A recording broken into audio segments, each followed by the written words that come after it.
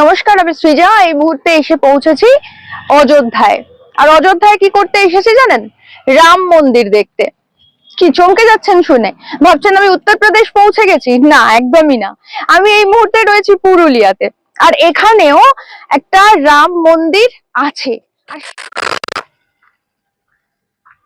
আর সেই রাম মন্দিরটা রয়েছে অনেকগুলো সিঁড়ির ওপরে, মানে আমি গুনিনি, প্রায় তো 60-65টা সিঁড়ি হবেই। তো এখন আমি সেই 60-65টা সিঁড়ি পেরিয়ে যাচ্ছি রাম মন্দির দেখতে। আসুন আপনাদেরকেও দেখাই।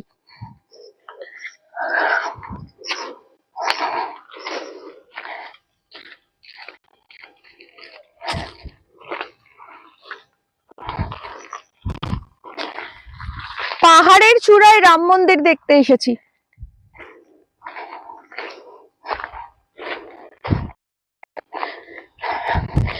এই হচ্ছে সেই রাম মন্দির, যেটা দেখার জন্য প্রায় ধরুন 60-65টা সিঁড়ি পেরিয়ে উঠলাম।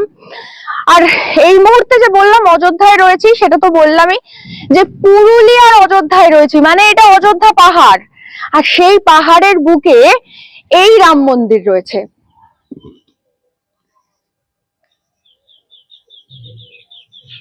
এই রাম মন্দির উত্তরপ্রদেশের অযোধ্যার রাম মন্দিরের মতন বিশাল বড় রাম মন্দির নয়, এবং রামও ওই উত্তরপ্রদেশের অযোধ্যার মতন অত বিশাল আকার রাম নয়।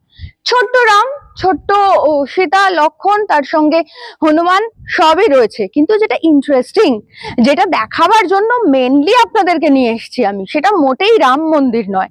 সেটা হচ্ছে এই জয় শ্রীরাম মন্দির উন্নয়ন কল্পে দান করুন। মানে ইতিমধ্যেই আমরা জেনে গেছি উত্তরপ্রদেশের যে রাম মন্দির, 2024 সালে বিজেপির মূল নির্বাচন জেতার, লোকসভা নির্বাচন জেতার অস্ত্র হিসেবে কাজ করেছিল।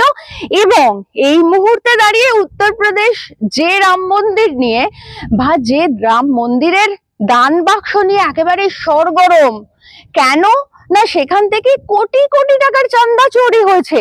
আর সেই নিয়ে কিন্তু এই মুহূর্তে উত্তরপ্রদেশ ঠিক সেরকমই একটা রাম মন্দির, এবং সেটার মানে সেটার মিনি ভার্সন আর কি, একটা ছোট্ট রাম মন্দির, এবং তারও একটা এই মন্দির উন্নয়ন কল্পে দান করার জন্য একটা দান বাক্স রয়েছে।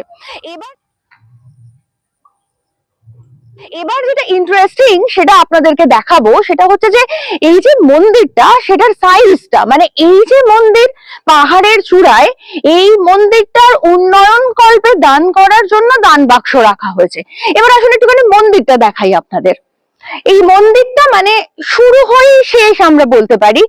এই যে একদম ছোট্ট একটা মন্দির দেখতেই পাচ্ছেন, যে এখানে অরেঞ্জ কালারে ভরে গেছে। স্বাভাবিক, বিজেপি ক্ষমতায় এসে হয়ে গেল প্রায় 2.5 মাস।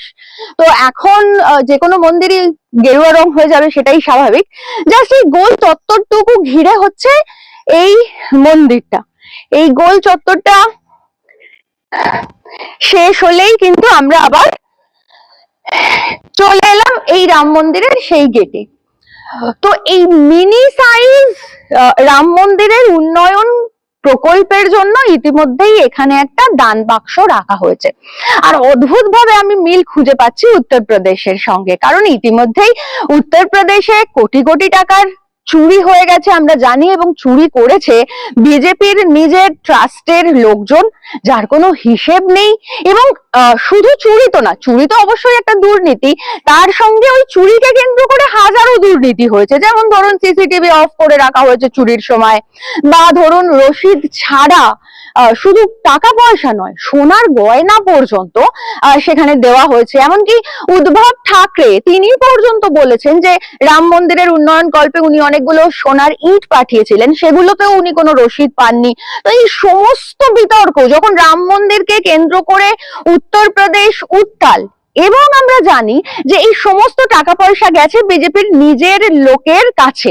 কারণ যেহেতু বিজেপির এই ট্রাস্ট, যারা নির্বাচন হয়েছিল সেটা কোর্টের দ্বারা নির্বাচিত হয়েছিল, এবং বিজেপির একদম নিজের লোকদের দ্বারা নির্বাচিত হয়েছিল, তো সেই সমস্ত টাকা গেছে বিজেপির কাছে, সেটাও আমরা জানি।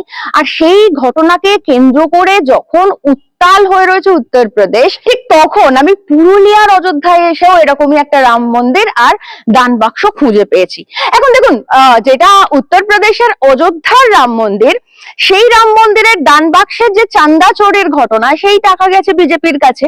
আর এই যে একটা এইটুকুনি ছোট্ট মন্দিরের উন্নয়ন কল্পে মানুষ এখানে দান করবেন টাকা পয়সা, সেটাও কিন্তু দেখতে গেলে যাবে বিজেপির কাছে। কারণ এই মন্দিরের এখনো ট্রাস্ট নেই।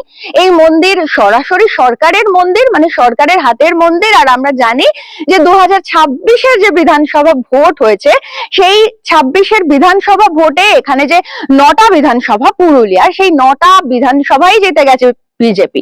তো তার মানে পুরো যে দান প্রকল্পের টাকা এখানকার, সেটাও কিন্তু সরকার থ্রু বিজেপির পকেটে ঢুকছে। অর্থাৎ যেখানেই রাম মন্দির, সেখানেই উন্নয়ন প্রকল্পে দান বাক্স, আর সেখানেই কিন্তু বিজেপির কাছে টাকা যাচ্ছে।